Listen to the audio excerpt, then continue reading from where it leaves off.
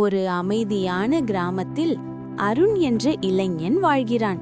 அவன் எப்போதும் வாழ்க்கையில் பெரிய சாதனை செய்ய வேண்டும் என்று கனவு காண்கிறான்.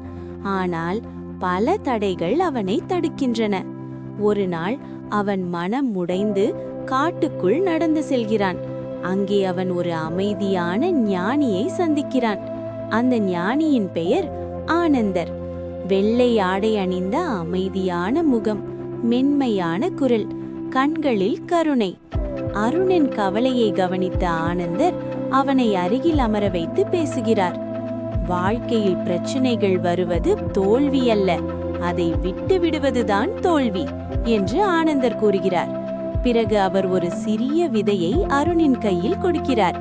இந்த விதையை நடு, தினமும் அதை கவனித்து வளர்த்து பாரு என்கிறார்.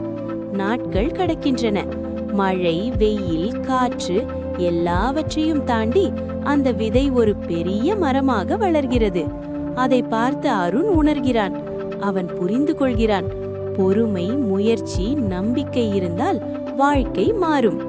அந்த நாளிலிருந்து அருண் தனது கனவுகளை விட்டுவிடவில்லை. அவன் உறுதியுடன் முயற்சி செய்து இறுதியில் வெற்றி பெறுகிறான்.